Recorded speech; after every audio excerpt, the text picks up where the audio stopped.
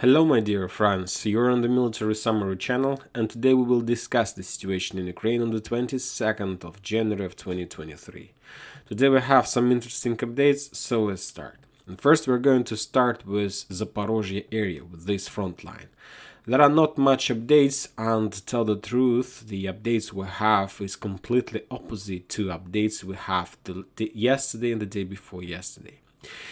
If you remember, for the last 2 days, the Russians have been saying that the towns like Stepovoye, Malosherbaki, Sherbaki, Novoandreevka, Novodanilovka, Malotokmachka, Bilogorivka have been taken by the Russians, and that all these towns are under Russian control. I'm not saying that this is not true, I'm not saying this, but when talking about today, we receive another update from this area from another very reliable source, from the soldiers on the ground, from some press on the ground, from the Russian side, and they reported completely different picture. I'm not talking about the east part of Orikhiv, about these towns. They haven't reported anything about this area, but I'm talking about, today we'll talk about the area between Kupiansk, Stepovoye, Malosherbaki, Sherbaki, these towns. So these sources are saying that the towns like Stepovoye, Malosherbaki, Sherbaki are in the gray zone, and that the Russians haven't entered there. These towns are completely under fire, artillery, mortar control, and nobody, neither the Russians nor Ukrainians, are entering these towns. So these areas in the gray zone. But the Russians are saying that, these sources are saying that the Russians these days, the last 24 hours, were trying to attack and to establish control over the town by the name of Kupiansk, this one. To be more precise, these sources are saying that as a result of clashes during the previous days and last 24 hours, the Russians established control over Lapkova. We know this, we know that from the report of Ministry of Defense of Russian Federation.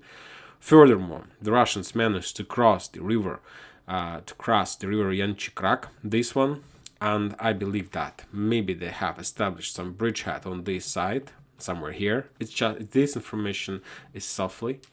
Furthermore, these sources are saying that the Russians managed to cross the bay. And when talking about this map, about this part of Zaporizhzhia, I see that this part of water is the only bay in this area. So I believe that the Russians managed to cross the bay and establish some bridgehead in this area as well. And these days, the Russians try to storm Novokupiansk, at least from two sides. And there is a very heavy clashes for this town.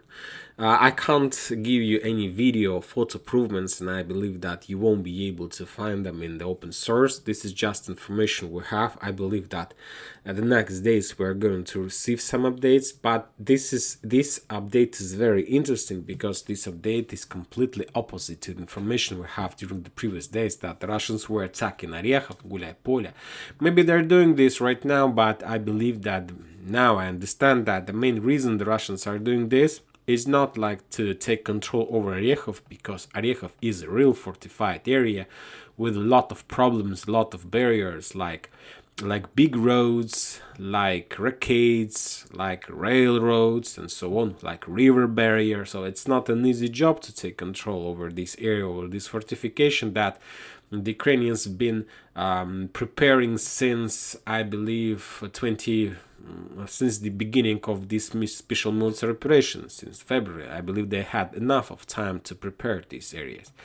Now let's discuss about this Kupiansk. What is the reason that the Russians, what is the goals that the Russians want to achieve by taking control over this town? What for all this story about the Zaporizhzhia frontline? And I see that when talking about this area, the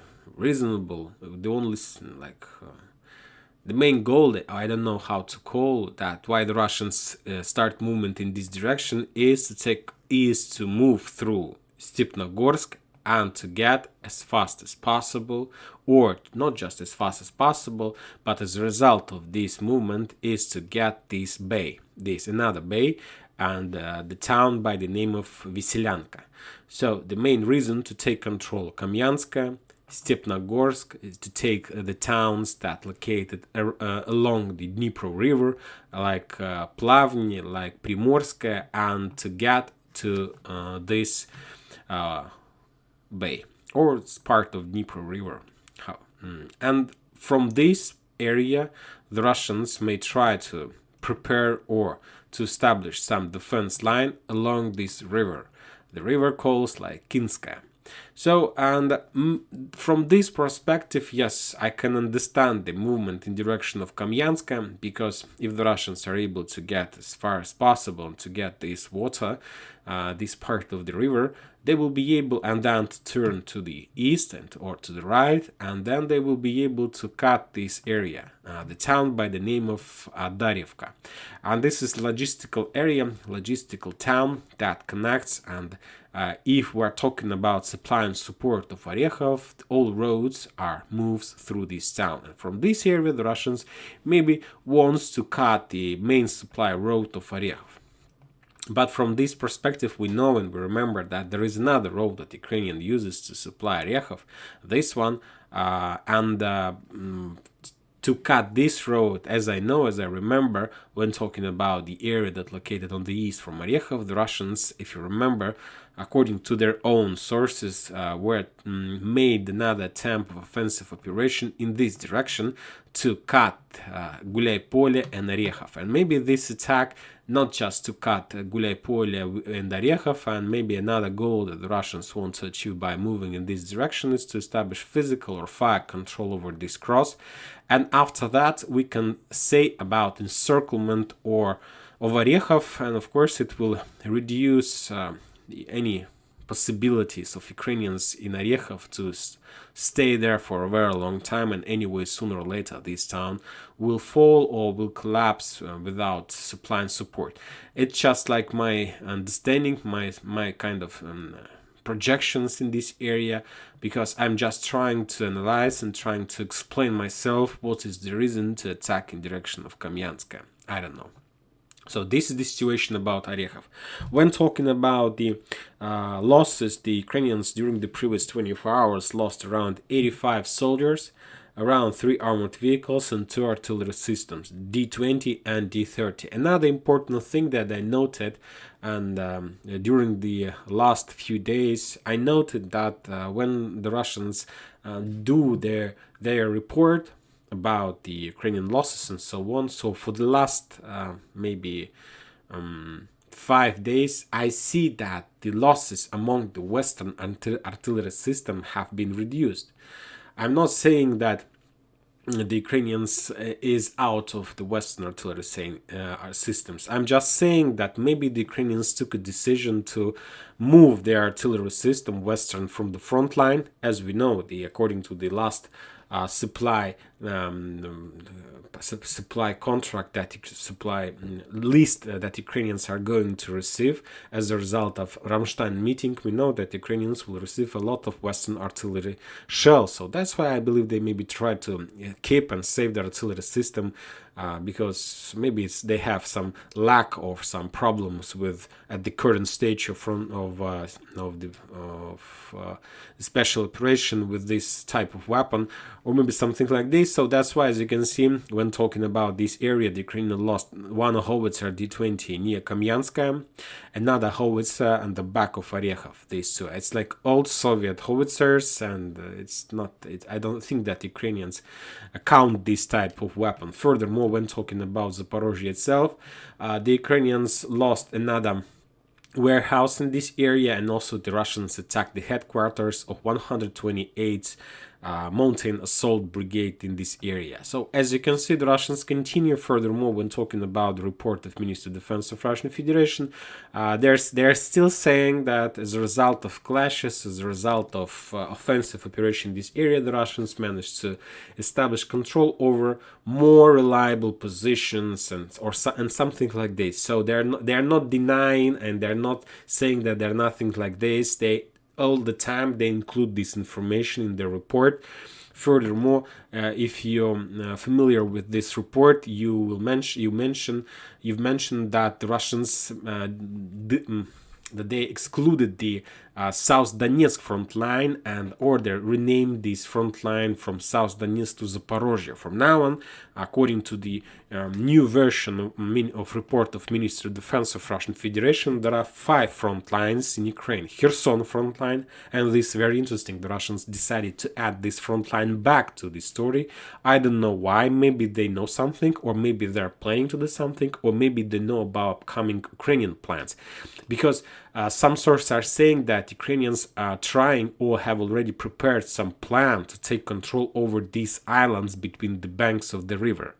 And furthermore, we know that there are still problems with this part of Nikolaev district. Maybe the Ukrainians want to make another attempt, but return control over this area as well. So this is the first front line. And when talking about these areas, you can see there are a lot of artillery duels in this area. A lot of towns along the river were under Ukrainian attack, and Kherson was under Russian attack as well. Furthermore, when talking about this area, the Russians managed to destroy one radar and TPQ-36 in this area. When talking about Zaporizhzhia one more time, as you can see, there are heavy clashes there. The Russians pushes, but for now, all this territory is covered by the fog of war. It's very difficult to understand what exactly the Russians managed to achieve, and what are their plans in this area. When talking about Donetsk, this is, by the way, the second front line, Zaporizhzhia. When talking about South Donetsk area, there are no more such a front line, according to the report of Ministry of Defense of Russian Federation. I believe that they, for now, I can't tell exactly which front line these territory were added to, or to Zaporizhzhia or to Donetsk. I believe that maybe this territory was added to Zaporizhzhia front line, because it's like the same thing, because there is all these towns, all these fortifications are connected between each other. And when talking about Gulay Polye, we are always talking about Velika Novoselovka, and when talking about Velika Novoselovka, we always remember Ugledar. So I believe that this is one big front line. And when talking about this area, the Russians reported that they managed to shoot down a few aircrafts from the Ukrainian side. They destroyed another warehouse in this area, and nothing more. When talking about Donetsk front line, the Russians reported that as a result of clashes during the previous 24 hours, the Ukrainians lost around 80 soldiers, 5 armored vehicles, and something around 1 artillery system, D-30, another old Soviet artillery system, as you can see. And this is a very interesting update about this. Furthermore, the Russians destroy another radar in this area. And now we are moving to Bakhmut. And when talking about Bakhmut, there are no changes at all. At least I believe that there are very heavy clashes along the front lines. There's still a lot of clashes in direction of Bilogorod, Delivka.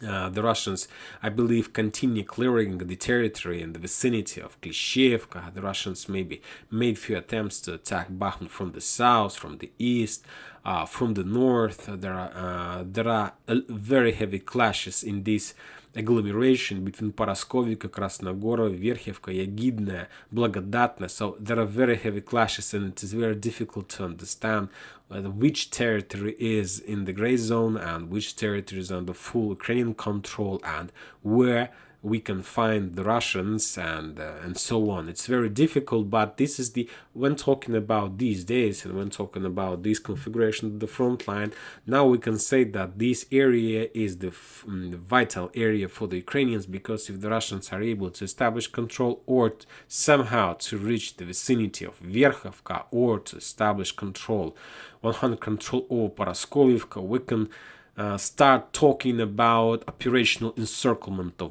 Bakhmut. And we understand that any type of encirclement is a problem.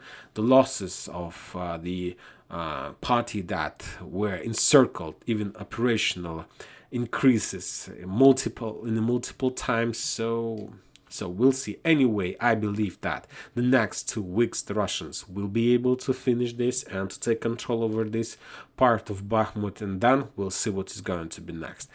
When talking about Solidar itself, as you can see, the Russian source map has been updated. The Russians are moving in direction of Nikolaevka, Razdolovka, Veselaya, Vasikovka. They try to penetrate this area and to establish control over these small towns, and the main thing that the Russians want to achieve in this direction is to cut Seversk from the mainland and of course to encircle forces in this area. As you can see, sometimes when talking about the Russian tactics, I see that sometimes the Russians don't care about the ground, they don't care about anything, the only thing they want is to encircle something. It's very interesting because I understand that this is the most efficient way to win the war and to ruin your enemy army, and this is the reason they're completely concentrated over. They try to concentrate, and if there it is at least a small possibility to encircle something, they try to encircle this. And now when talking about this entire area, there are at least, might appear at least, a lot of cauldrons, like in Seversk, another one in Bakhmut, another one in Toretsk, New York agglomeration, and so on. We'll see if the Russians are able to complete any of this. And this is the third front line, Donetsk. It is very difficult to say where this front line starts and where this front line ends. It's very difficult to understand, but I believe that somewhere on the south of Seversk, this is the end of the Donetsk front line, because when talking about Seversk, the Russians added this territory to Liman front line. And when talking about Liman front line, according to the Russian sources, during the previous 24 hours, the Russians attacked one more time 92nd Mechanized Brigade, 95th Storm Assault Brigade, 18th Storm Assault Brigade, 125th Brigade, in the towns like Dibrova, in the forest that located on the south of Dibrova, in the town by the name of Yampol, and the Russians destroyed another raider in this area, but without any movement on the ground. No movements on the ground at all. And as you can see, the Russians have updated their map. Now they shows that they control this part of the ground right in front of Tarskoye and Tirny Zarechna. There's a small road that connects this area. Maybe the Russians have their fortifications, and the Ukrainians, I believe, have their position in the forest in the south. So it's very difficult to understand the real situation in this area as well. When talking about Kupiansk front line today, during the previous 24 hours, we received a lot of updates from this area. When talking about the losses, the Ukraine lost just 50 soldiers and something around 2 armored vehicles. When talking about the brigades, as we saw yesterday, the day before yesterday, the Russians were trying to attack, or were trying to get 14th Mechanized Brigade, 92nd Mechanized Brigade, and as a result, they lost around 50 soldiers and 2 armored vehicles. And the most important thing is that during the previous 24 hours, we received at least a few updates from different sources that the Ukrainians are moving convoys using the railroad in direction of Kupiansk, the convoys of armored vehicles, tanks, armored vehicles, trucks, and different types of weapon. I'm not sure about their goal, what are they planning to do. Maybe they want to increase the pressure in direction of Novoselovsk, because as you can see, the Russian source map has been updated. The Russians were forced to step back from Novoselovsk. The Ukrainians controls this town no matter the losses. I'm not sure what is the value of this town, but maybe from this town they want to proceed and they want to develop their offensive operation in direction of Kuzyomovka. Maybe, and that's why they're moving more armored vehicles in this area to support and to increase the pressure. Or another reason why the Ukrainians are moving their army in direction of Kupiansk is that they expect and they know that during the next weeks the Russians are planning to start another offensive operation from the north, as we discussed in my previous videos, something like this. So that's why they just want to be on the safe side and to have some armored fist in this area to slow down or stop the Russians while moving from the north in direction of Kupiansk. And when talking about the ministry, Ukrainian intelligence, they are saying that in the next 2 weeks, according to their information, the Russians are planning to start their offensive operation from Kupiansk, and right after that, so now we know about 3 operations, as we discussed. Like the first one started, and now the Russians a little bit slowed down, but not because of making such a decision, because of heavy clashes along the front line near Bakhmut. This is the first direction, as we discussed yesterday. These days, the Russians started some movement on the south near Orikhiv area. For now, there are not much changes, not much updates, not much gainings on the ground, and so on. And in the next 2 weeks, the Russians, according to the ministry, according to Ukrainian intelligence, are planning to start their offensive operation in Kupiansk. And the Russians, according to these pieces of information, are want to take control over Kupiansk on all these towns and so on. And as soon as the Russians start all these movements, and 2 of these, of 3, the Russians have already started. Right after that, the Russians will announce the second wave of mobilization. When talking about the first wave, you remember that the Russians mobilized up to 300,000 soldiers, and the Ukrainian intelligence are saying that the Russians are planning to mobilize another 500,000 soldiers during the second wave of mobilization, and they will start this wave exactly at the same time they start offensive operation from in direction of Kupiansk. Why they're not doing this right now? And it's very easy to understand, because of course, the Ukrainian intelligence have some sources, have some information, but they're not for 100% sure about it. It's very difficult to be 100% sure for anything. And if the Russians announced about mobilization like a few weeks ago, everything would be clear for the Ukrainians, because while the Russians are not announcing about any mobilization, that means that maybe they're not planning to start any offensive operation. Because if you do any offensive operation, you know that you will have losses, and your losses are going to be very high. And if you're planning to have long-term offensive operation, like 2-3 months, you need to start mobilization process almost at the same time when you start your offensive operation, because during this offensive operation your reserves will be trained, and by the end of the, let's say, first wave of offensive operation, you will receive a powerful army that will replace the soldiers of the first wave, or something like this.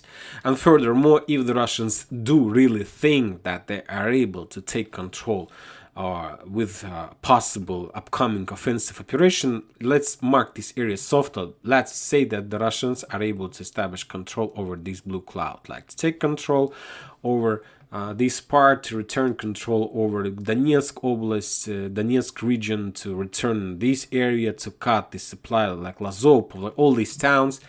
Anyway, the Russians need at least police forces, some local forces to establish control over this territory, to have a lot of checkpoints, and furthermore, they need to continue their offensive operation, but they need to have something in their back, some forces in their back that they will protect them. They will, they will protect them. They will protect their roads, their supply and support. So anyway, they need mobilization if they want to take this territory.